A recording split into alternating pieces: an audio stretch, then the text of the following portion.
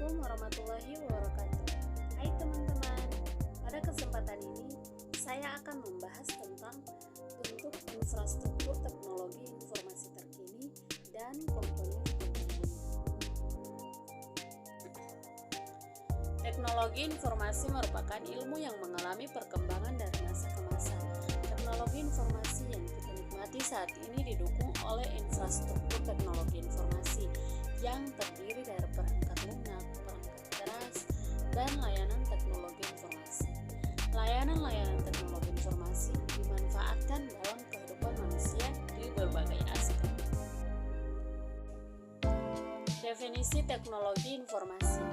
Teknologi informasi merupakan hal yang membantu manusia membuat, mengubah, menyimpan, mengkomunikasikan, dan menyebarkan informasi.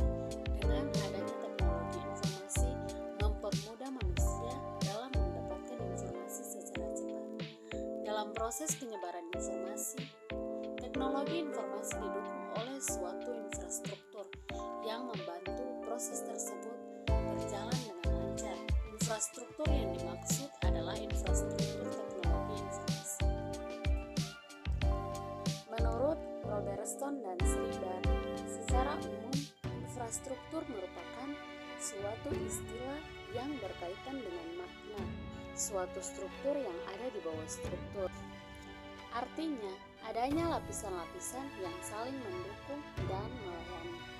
Infrastruktur juga memiliki karakteristik di mana sebagai berikut. Yang pertama, pemakaiannya lebih luas dibanding struktur di atasnya.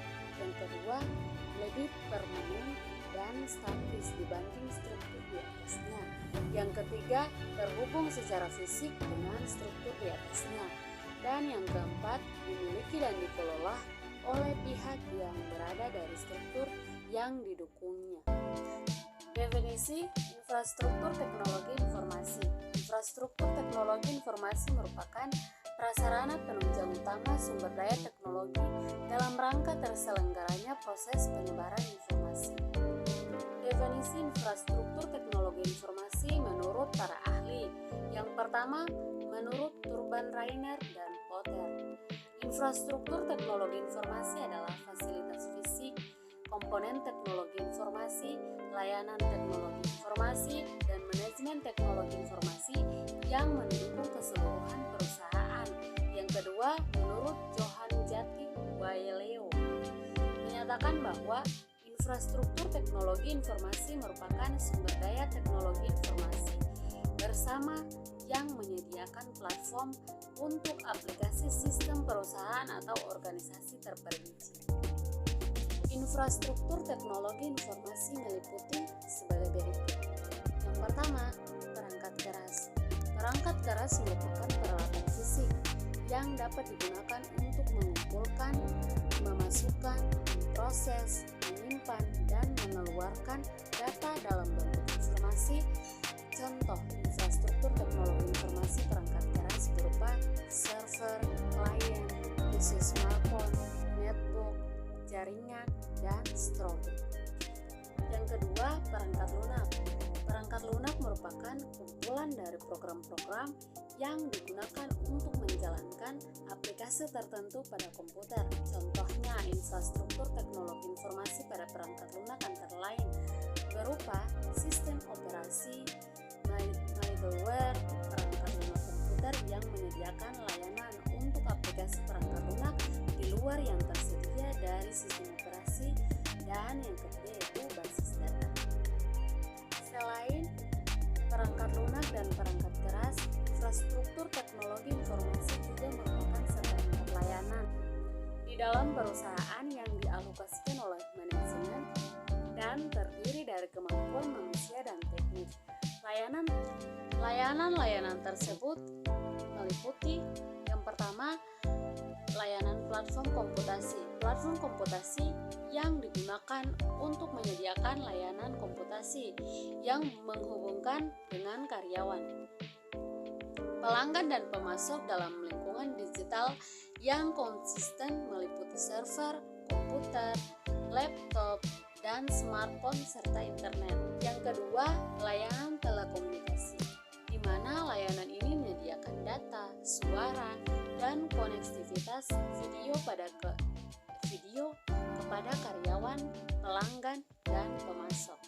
Yang ketiga, layanan pengelolaan, di mana data yang menyimpan dan mengelola data organisasi serta menyediakan kemampuan untuk menganalisis data. Dan yang keempat, layanan perangkat lunak aplikasi, di mana menyediakan kemampuan di seluruh kegiatan bisnis organisasi seperti sistem perencanaan sumber daya perusahaan, manajemen hubungan pelanggan, rantai pasokan, dan manajemen pengetahuan yang digunakan bersama-sama oleh seluruh unit bisnis. Yang kelima, layanan manajemen fasilitas fisik, di mana mengembangkan dan mengelola instalasi fisik yang dibutuhkan untuk layanan komputasi, telekomunikasi, dan manajemen data.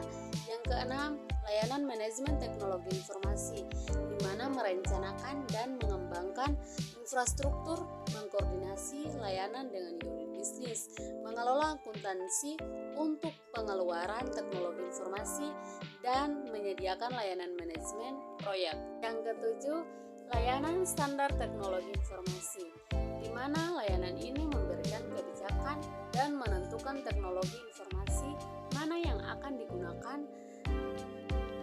dan kapan penggunaannya serta bagaimana menggunakannya kepada perusahaan dan unit-unit bisnisnya. Yang kedelapan, layanan pendidikan teknologi informasi, di mana layanan ini menyediakan sistem pelatihan bagi karyawan dan menawarkan pelatihan bagi manajer dalam merencanakan serta mengelola investasi teknologi informasi. Dalam kurun waktu lebih dari 50 tahun, terdapat 5 tahap evolusi yang telah dilalui.